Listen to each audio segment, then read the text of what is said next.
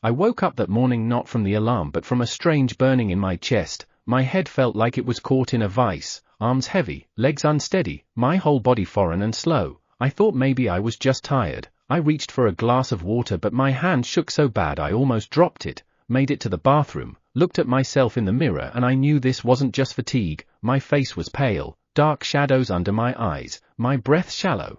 I leaned on the sink to keep myself up, then slowly went back to bed, told myself it would pass, maybe just a cold. My wife was nearby getting ready for work. She looked at me with the same bored glance, said you're still in bed. I told her I felt really sick. She barely reacted, didn't even ask anything, just grabbed her bag and left. I called the clinic. They said a doctor would come by noon. James was already at school. He didn't know what was happening. When the doctor came he checked me, listened to my breathing, asked a few questions, took blood samples and said, you need to go in for tests. This could be serious. Your lungs might be in trouble. My mind started racing. I thought about work, deadlines, money. I wasn't ready to hear the word hospital. I called my wife, told her I needed to be admitted. She went silent for a few seconds, then said, are you sure you're not just being dramatic? We can't afford sick days right now. I stayed quiet, and she hung up. The hospital smelled like something between bleach and fear. They put me in a shared room with a man who barely moved. I didn't ask his name. I couldn't think straight. Nurses came and went, attaching wires, checking vitals, taking more blood. Everything felt distant, like I was floating through it all. I kept waiting for a message or a call from my wife, anything, even just how are you, but nothing came. I stared at my phone, refreshed the screen over and over. The hours crawled. The man next to me moaned in his sleep. I closed my eyes but my thoughts were louder than the beeping machines. The doctor came late in the evening and said it was pneumonia, maybe complications from an untreated infection. You need rest and treatment. This isn't mild, he said. I nodded, still waiting for her to check in, still hoping. I texted her first, just said I'm in room 403 if you want to come by, read, but no reply. An hour later James messaged me, just are you okay Dad? I said yes. Told him I'd be fine soon. He sent a heart emoji. That was the only warmth I felt that day. I fell asleep hoping the next morning would be different, but deep down I knew it wouldn't. The days blurred into each other with the same cold routine, nurses coming in and out, the same bland food, the same beeping machines that tracked every falter of my body. Laura hadn't called once, not even a text. The space between us felt like a canyon growing wider by the hour. My strength was draining but James was my lifeline. He called every morning after school, sometimes just to hear my voice, sometimes to tell me about his day at school. I imagined him sitting at the kitchen table alone, making his own breakfast, doing his homework without her. He didn't complain, he didn't ask why she was gone, but I could feel it in his silence, the weight of a child carrying more than he should. One evening when I was too weak to eat, James showed up at the hospital, holding 2 cups of coffee, a shy smile on his face. He didn't say much, just sat with me, held my hand, and for a moment the cold room felt warm. I knew then that he was no longer my little boy. He had become my rock in the middle of a storm, the only reason I wanted to keep fighting even when everything else seemed to be falling apart. Betrayal in the midst of illness. One evening James came in with a heavy look in his eyes. He sat beside me quietly, and after a long pause he said, Dad, there's something you need to know about Mom. I felt my heart stop but nodded for him to continue. He told me he'd seen messages on her phone, pictures of her with another man, dates and times while I was in the hospital, how she was meeting him in secret, how she had been lying to both of us for weeks. I wanted to scream, to curse, but all that came out was silence. James looked at me and said, I'm sorry, Dad, I didn't want you to find out like this. I told him it wasn't his fault, that it was her choice, but inside I felt shattered, betrayed in the deepest way. But then something changed inside me. I realized that this pain could either break me or make me stronger. I thought about James and how he needed me to be strong. That night I promised myself I would fight not just for my life but for the life I still wanted to have with my son, no matter what happened with her. Recovery was slow, my body weak but my mind racing with questions I didn't want to answer. The pain in my chest lessened but the ache in my heart grew heavier. Every night I lay awake thinking about Laura and the life we had planned, the vacations we booked, the promises made over cups of coffee and sleepy mornings. None of it meant anything now. James was my anchor, but I saw the same sadness in his eyes, like we were both mourning something lost. The house felt empty when I finally came home. Her clothes still hung in the closet, but she wasn't there. No note, no explanation, just silence. The kids from school called James, asking about Mom. He brushed them off. He was learning to hide his pain like I was learning to carry mine. I kept going to therapy. Doctors told me my lungs were healing, but the hardest part was healing my trust. The hardest part was knowing she had chosen someone else while I was fighting for my life. Days turned into weeks and slowly the fog started to lift. James and I found a rhythm between school, work, and hospital visits. We laughed sometimes, we argued sometimes, but most importantly we were together. He surprised me one evening with dinner he cooked himself, simple but made with care. That night we talked long after the plates were cleared. He told me about his dreams and fears and I shared some of mine. The house started to feel like home again, but in a new way, a way without Laura. But with us, I started to see that even though the past was broken, the future was still unwritten. We were both scared, but we were also strong, and I realized that family was not just who you live with, but who stands with you when everything falls apart.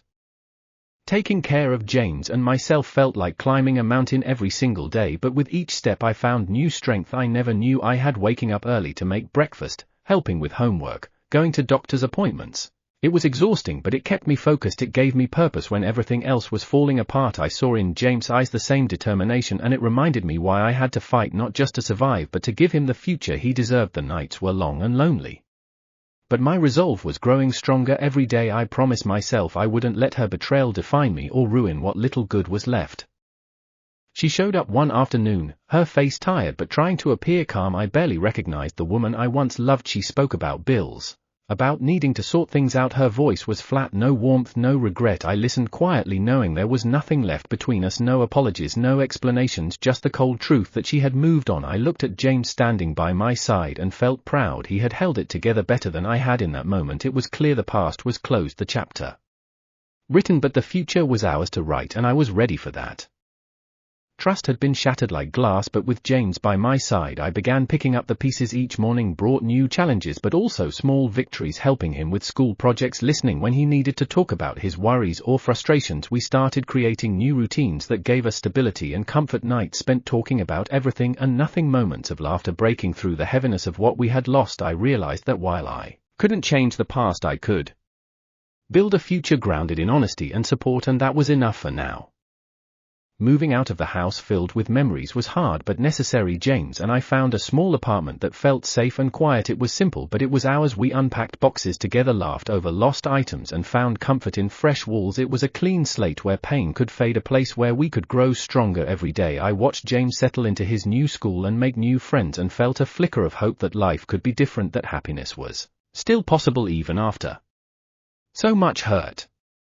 No matter how much I tried to push it away, the ache remained. The nights were the hardest. The silence of the empty room echoed the absence of what was lost. I found myself staring at old photos, feeling the weight of memories, both good and bad. James noticed the change. Sometimes he'd ask if I was okay, but I'd just say yes and put on a brave face because I couldn't burden him with my pain. I was learning that healing wasn't linear, and some days the past would hit harder than others, but I had to keep moving forward for both of us. James became more than just my son. He was my partner in this journey through pain and recovery. His presence was a constant reminder that I wasn't alone, even on days when I felt completely broken. His smile, his jokes, his quiet confidence gave me strength. I started opening up more to him, sharing fears and hopes, and watching him respond with maturity beyond his years. It was clear that our bond had deepened in ways I never expected, and that together we could face whatever came next.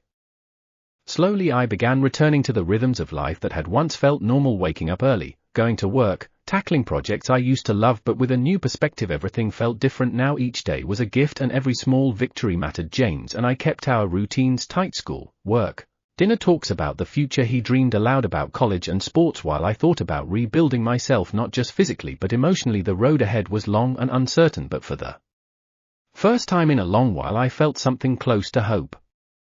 Sometimes memories would hit me out of nowhere, a song on the radio, a scent in the air, a photo I hadn't looked at in months, and suddenly I was back in that hospital room, feeling weak and betrayed. The pain was sharp but fleeting. I learned to acknowledge it without letting it consume me. James noticed when I'd go quiet and would just squeeze my hand or crack a joke to pull me back to the present. Those moments reminded me that while the past was a part of me, it didn't have to define me. Loneliness crept in quietly at first, during the long nights when the world outside was asleep and only my thoughts kept me company. It was in those silent hours that I faced my deepest fears and regrets, but slowly I began to see loneliness not as a curse but as a space to heal, to reflect, to rebuild myself without distractions. James was there for most of those nights, even if just on the other side of the wall. And that knowledge was enough to carry me through, because sometimes strength comes from accepting you're alone but never truly lonely. After everything that happened, I knew I had to set new boundaries with Laura and with the world around me. It wasn't easy to say no or to walk away from things that once felt safe but now threatened my peace. James and I talked often about what family meant and how we would protect ourselves from being hurt again. I learned to guard my heart and my home carefully. No more blind trust, no more silence when something felt wrong. It was a hard lesson but one that brought a sense of control and security that I desperately needed. I decided that the past would no longer dictate my future. Every morning I woke up with a renewed sense of purpose. The pain was still there but I was learning to live alongside it rather than be consumed by it. James and I made plans for the weekend. Small things like going to the park or watching a movie together became moments of healing. I started setting goals for myself, things I had put off for years. It wasn't easy but with every step forward I felt a little stronger. The betrayal still lingered like a shadow but it no longer controlled me. I was ready to reclaim my life and to be the father James needed me to be.